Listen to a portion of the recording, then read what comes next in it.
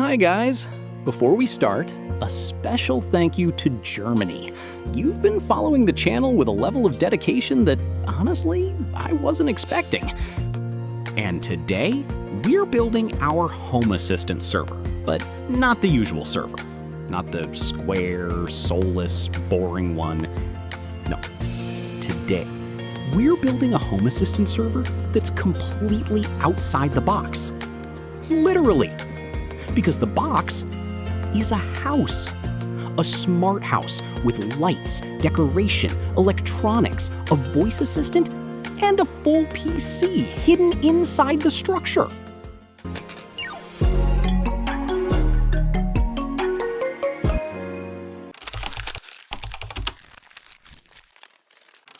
Come on, everyone, join me on this long journey.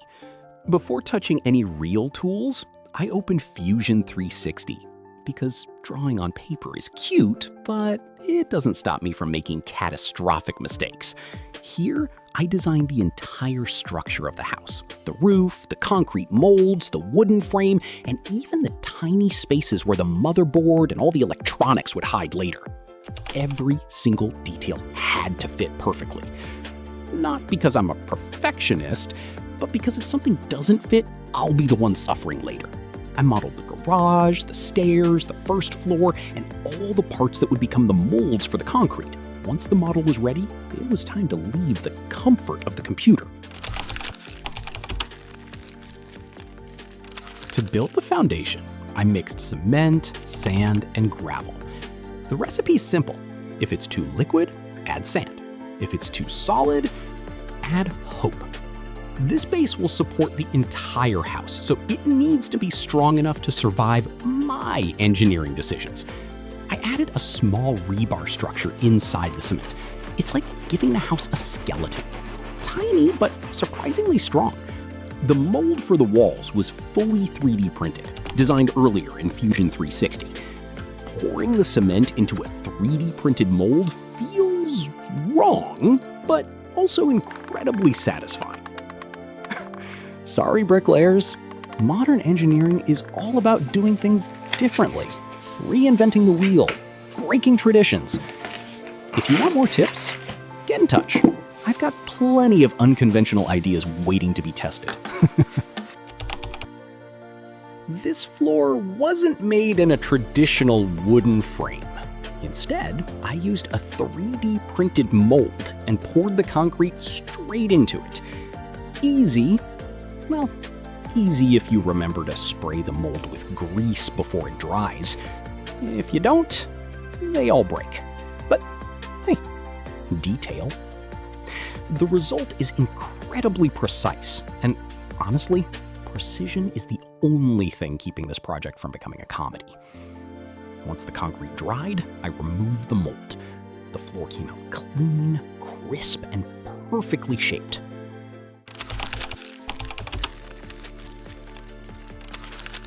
To build the main base, I started cutting the wooden platform. This base isn't just decoration, it's the structural home for the motherboard, the SSD, the power system, and all the electronics. Basically, it's the basement of the entire project. I cut the center of the base to fit the concrete structure perfectly. Next, I opened the bottom section where the laptop motherboard will sit. Everything had to be measured down to the millimeter, because if the motherboard doesn't fit, the only thing that goes inside this base is disappointment. I finished the base by cutting a groove around the edges for the LED strip. If a project doesn't have LEDs, is it even a recrafting project? With the wooden base finished, the project finally had a solid platform. Time to start building upwards. To start the first floor, I built the wooden pillars, the tiny skeleton of the house. This part feels like assembling IKEA furniture, except the instructions are in my head, and I can't blame IKEA if something goes wrong. I added the wooden walls, shaping the kitchen and living room on the lower level. On top of the first floor, I built the attic-style bedroom. It's small, cozy, and absolutely unnecessary, which makes it perfect for this project. I open the windows for the kitchen, living room, and bedroom. These tiny windows make the house look alive, and they also make me feel like a giant doing precision carpentry.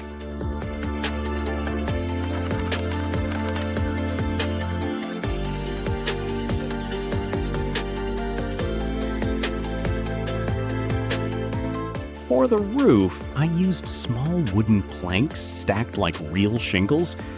And yes, I added a window on the roof because every project needs at least one decision that makes people ask, why?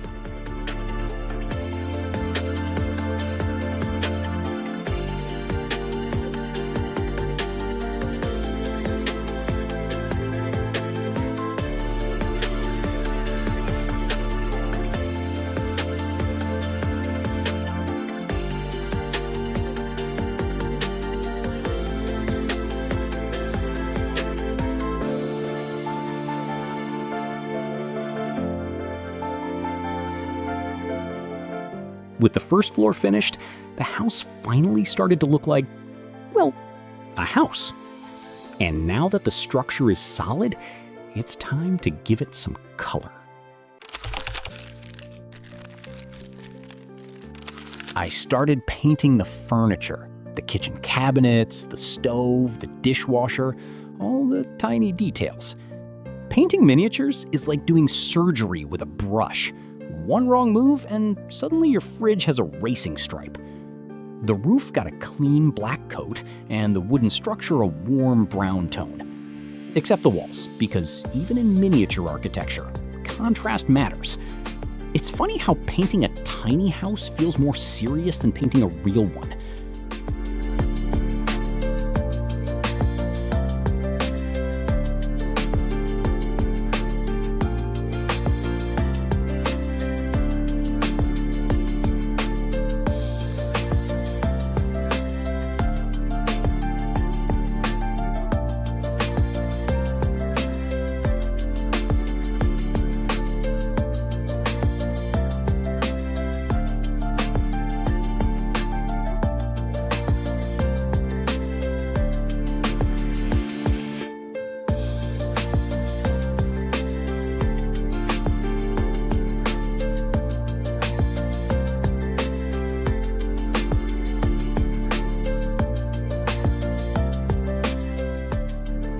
And yes, I even painted the piano in the attic.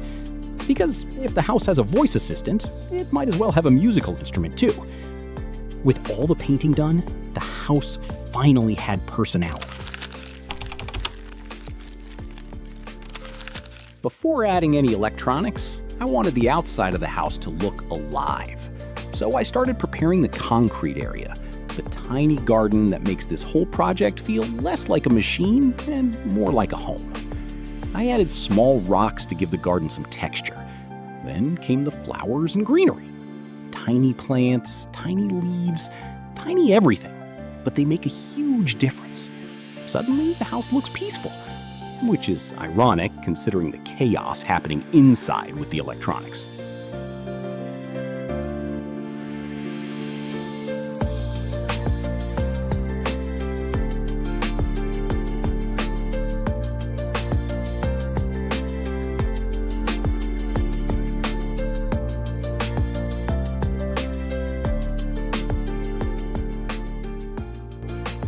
I added a climbing vine that goes all the way up the wooden structure. It gives the house that nature reclaiming technology vibe, except here, nature is glued on with hot glue. And now that the garden looks perfect, it's time to ruin the piece by adding electronics. I started with the interior lighting. Tiny LED strips placed in each room, kitchen, living room, and the attic bedroom. These lights make the house feel alive, and they also make me feel like a giant electrician working on a very tiny budget. In the living room, I installed a tiny I2C display, the house's information center. Later, it will show real data from my home assistant setup, energy usage, temperature, and whatever else I decide to throw at it. It's basically a smart home dashboard, but pocket-sized. And now, the heart of the whole system. A laptop motherboard. Yes, a laptop, one that's definitely not new. It may not look like it sometimes, but the idea of this channel is still to rebuild things using old parts. And this time, it was this honest laptop's turn. It's not a powerful laptop. Far from it. But for this project, it's more than enough. And believe me, it's gonna give its best. Because it knows this is an opportunity most laptops never get. I connected the power, the SSD, and all the data cables. It's a strange feeling, wiring a laptop motherboard inside a wooden house. But that's the beauty of this project. Nothing is normal, and everything works. With the motherboard installed, the house finally had a real computer inside. Old, humble, but ready to prove itself. Now we get into the real electronics. The part where the project stops being fun and gets serious. And speaking seriously, why not include the part where your brains can also be tested? Even after that incredible magic of the board disappearing. You know?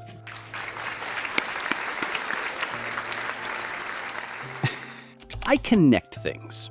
I carry signals everywhere. I stay hidden, but I am essential. I work silently in the background. What am I? Continuing. This is the main control board, powered by an ESP32 S3, responsible for the lights, the display, the speaker, and the voice assistant.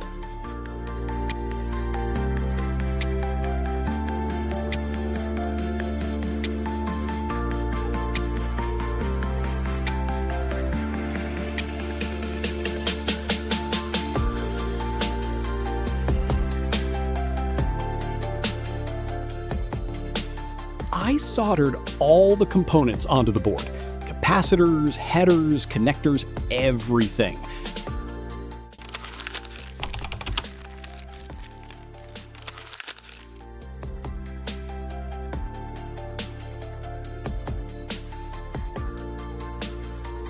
To start the final assembly, I installed the feet. They give the base height, airflow, and that classic recrafting signature. Next, I placed the 5-volt regulator, the tiny hero that keeps everything alive without turning the project into a smoke machine. Then came the laptop motherboard. Old, humble, but ready for a second life. It fits into the base like it was meant to be here. I added the power button board. Without this, the motherboard is just decoration. Now it can wake up when I tell it to.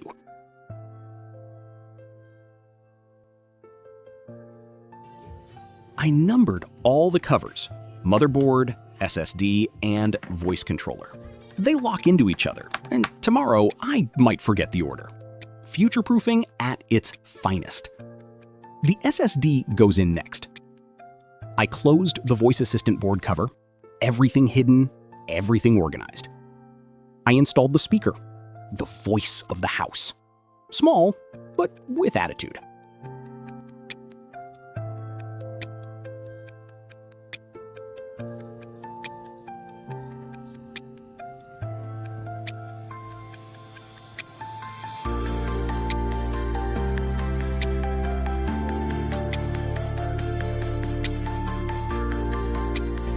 With the bottom closed, I flipped the base.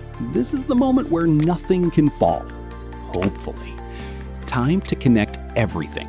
5-volt power, speaker, LED strip, microphone, fan, and the main connection that links the whole house together. A tiny technological spiderweb.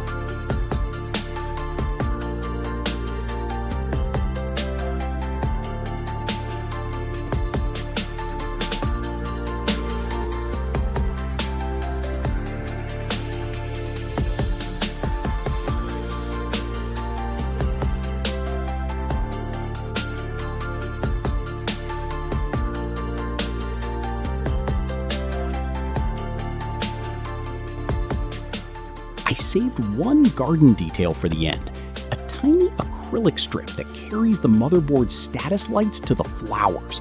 Even with the motherboard hidden, I can still see if it's alive. Genius? Maybe just a little.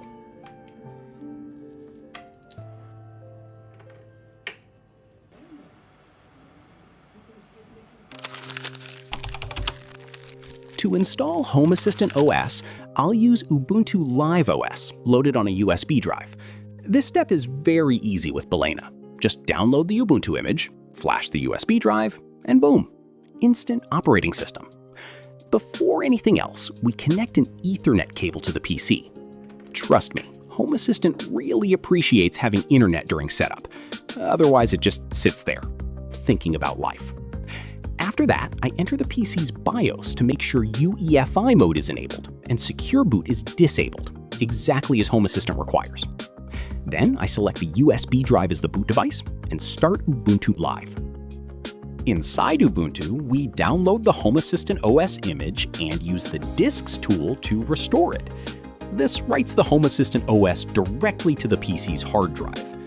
I select the downloaded file and click Restore. And yes, be careful not to restore it to the wrong disk, unless you enjoy losing all your data. When that's done, I shut down the PC, remove the USB stick, and boot normally. Once Home Assistant is online, we can access the web interface and finish the setup. Home Assistant has a huge number of features, and I'm not going to cover everything here because that would get boring fast. But on Patreon, we'll document the whole process in more detail so you don't miss anything. Now we move into the code. Don't worry, this part will be quick. For now, I just want to highlight a few cool details. First, I added the listening sound, a tiny audio cue so I know when the voice assistant heard me. Yes! Classic, simple, and honestly, very satisfying. And yes, the wake word is Alexa. No drama, no mystery, just the classic name. In my opinion, simple is always better. I uploaded the code using ESP Home Builder. With the code on the especially, it's time to test everything. Let me show you a special skill. If I turn on a light in any floor of the real house, the miniature lights turn on too. That's why the tiny LEDs exist. They're not just decoration. How does it work? Check out our Home Assistant playlist. There you'll find projects that are interconnected with unique functionalities. It's not just about turning switches on and off. It's about automation and monitoring. And above all, learning. Useful projects? Questionable. All right, let's test the voice assistant. Alexa, Yes. what time is it? 3:45 p.m. Sure, it looks basic, and it is. But this voice assistant inside Home Assistant has huge potential. And yes, that part will have to wait for another video. So many promises, I know.